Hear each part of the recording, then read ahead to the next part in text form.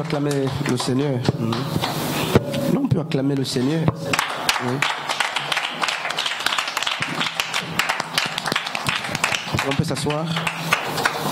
Éteignez vos micros, pardon.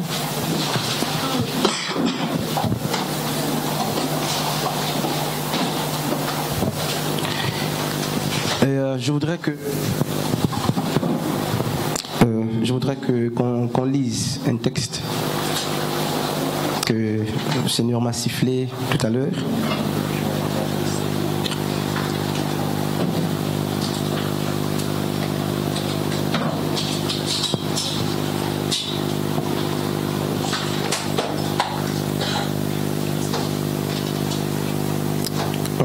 On va lire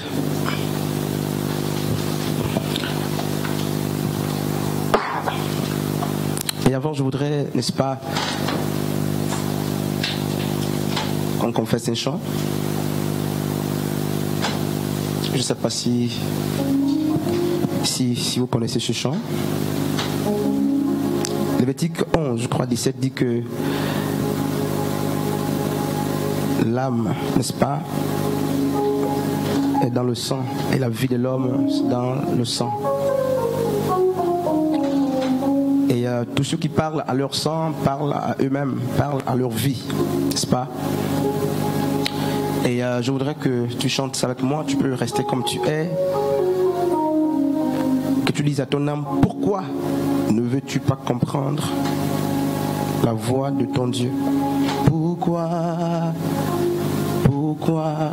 ne veux-tu pas comprendre la voix de ton Dieu?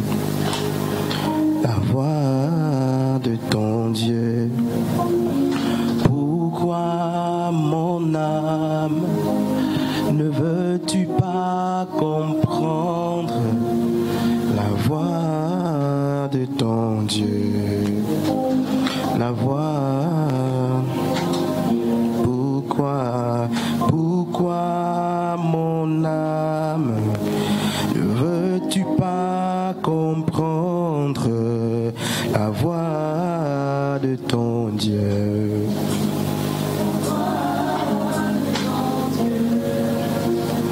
Pourquoi mon âme ne veux-tu pas comprendre la voix de ton Dieu? La voix de ton Dieu. Pourquoi ne veux-tu pas comprendre la voix de Pourquoi mon âme, pourquoi mon âme ne veux-tu pas comprendre la voix de ton Dieu?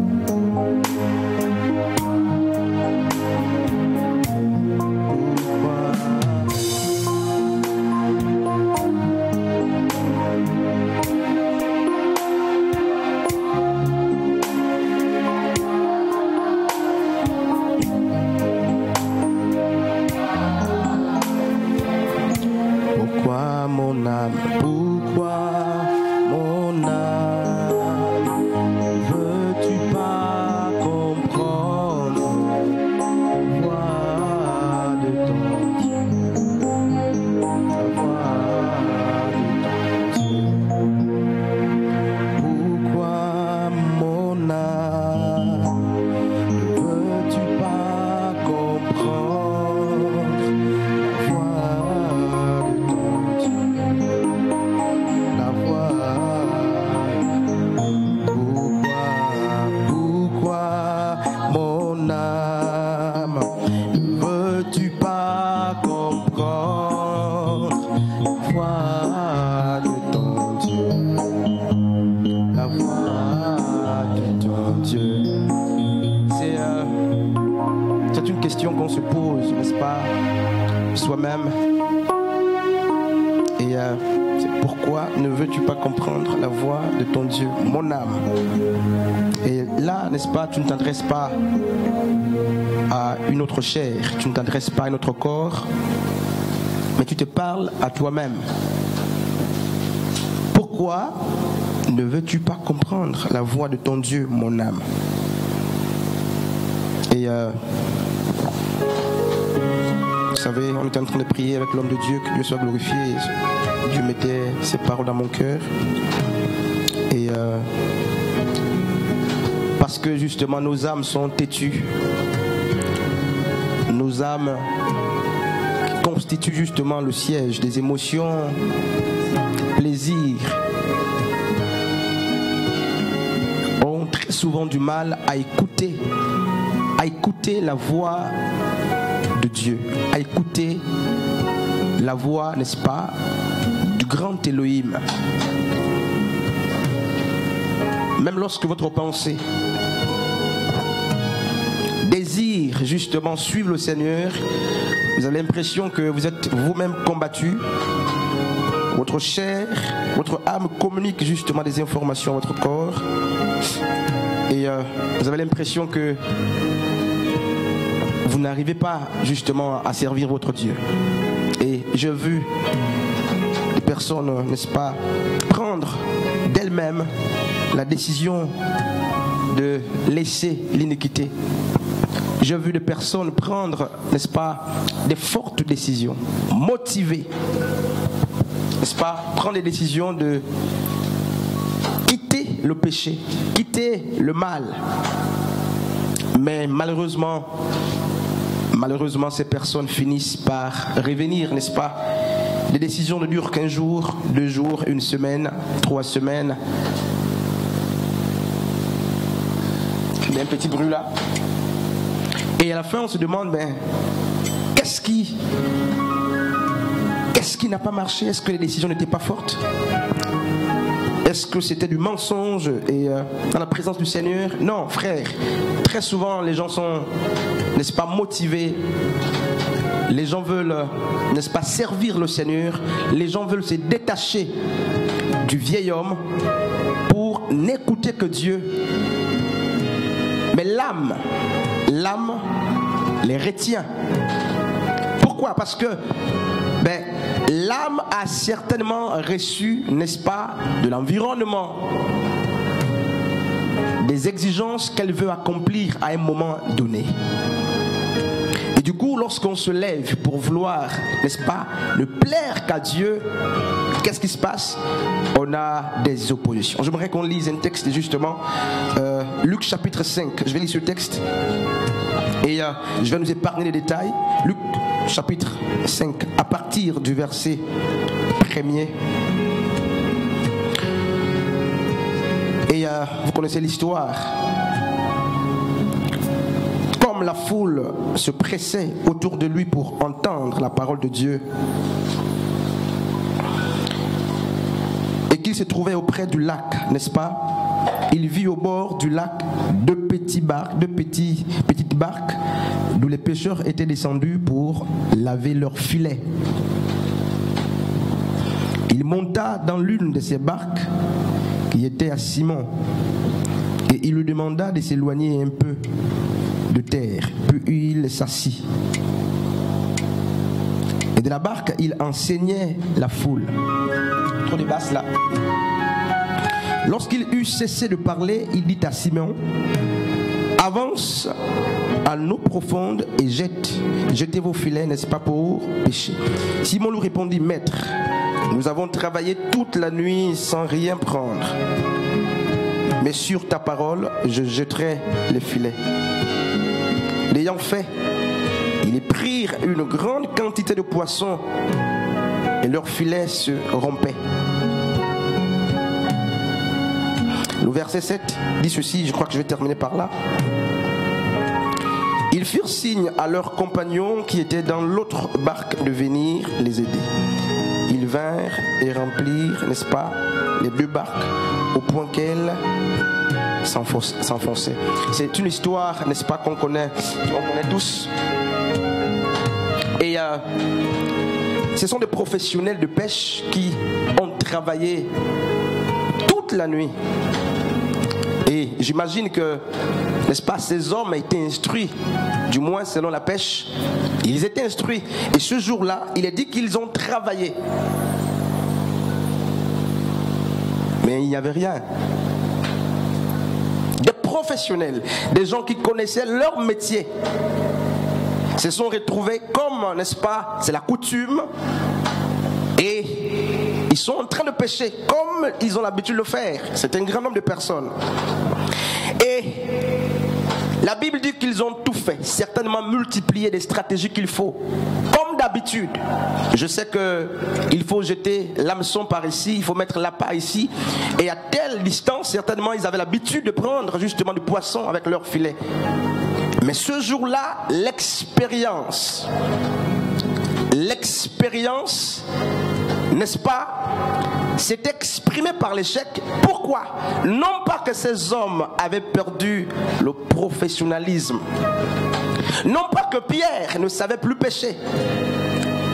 Leur expérience, n'est-ce pas, s'est tue parce qu'il fallait attendre, n'est-ce pas, que le maître arrive. Et lorsqu'il vient, vraiment, je ne vous dis pas les détails, lorsque Yeshua vient, il va leur dire: allons un peu plus loin, allons un peu dans les profondeurs, allons un peu plus loin. Et en lisant, je me suis dit, ben, est-ce qu'il n'était pas quand même loin lorsqu'il pêchait? Et Simon, au lieu justement de se coller à la parole du maître, au lieu d'écouter si vite ce que le maître disait, il va d'abord rappeler ce qui s'est passé, l'historicité, l'histoire. Jésus, je t'apprends que on a travaillé toute la nuit. On connaît ce travail-là. Je sais que tu as des bonnes paroles, mais je suis en train de te dire que on s'y connaît. Tout ce que tu vois là, toutes ces personnes connaissent la pêche. Et nous avons, je suis en train de donner les mots à Pierre, je crois qu'il a quand même tenu ce langage à Pierre, c'était un orgueil quand même, un homme de caractère.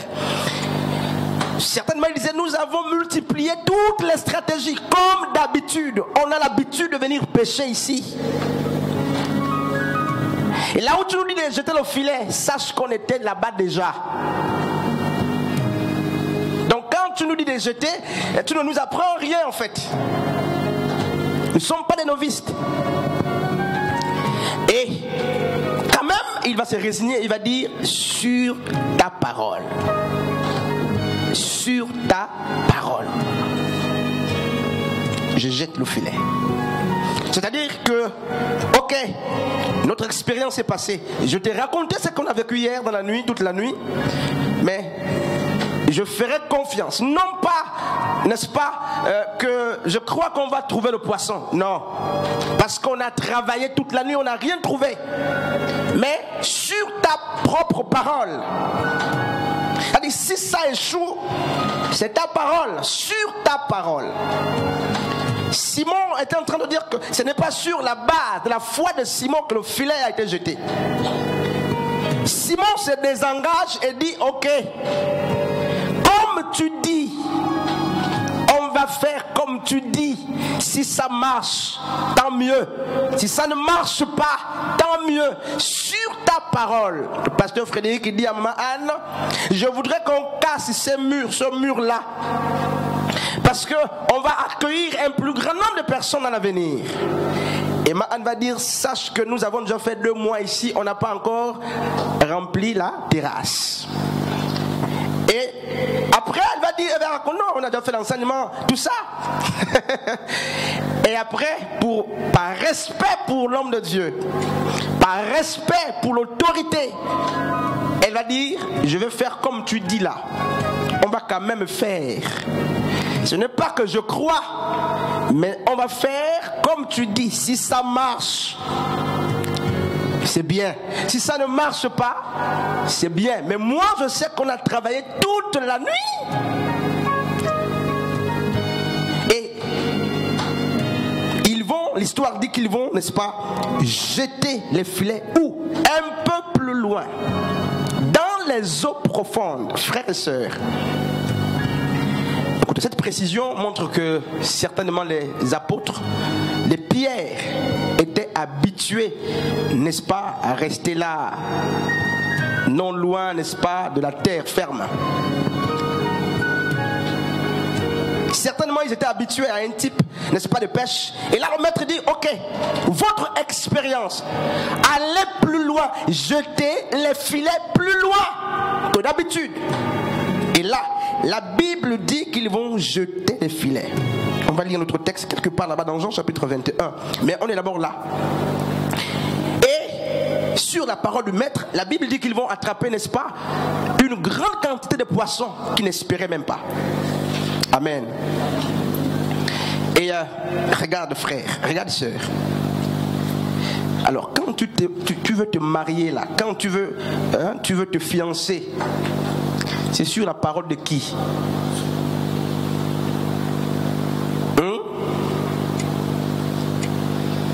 Lorsque tu prends des engagements là, c'est sur la parole, la base, c'est sur quelle base? Simon, au-delà de tout, a dit, je m'assois sur la parole du maître et je jette mon filet. Et toi, c'est sur quelle parole est-ce que tu t'assois pour jeter tes projets? C'est sur quelle parole? Un sort de Sika. Est-ce qu'il y a une parole? L'action de Simon était soutenue par la parole du maître.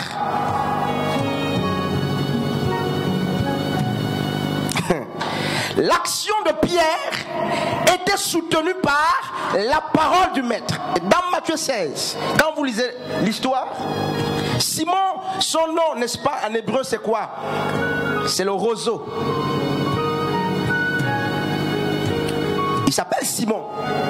Et Pierre est un nom ajouté comme ça. Et les Hébreux l'appelaient Simon, qui signifie roseau. Le roseau est une plante qui pousse près des eaux. Et pour ceux qui connaissent les plantes, quand vous allez vérifier tout tard, vous verrez que c'est une plante qui semble être fragile. En fait, elle a une politique. Elle suit le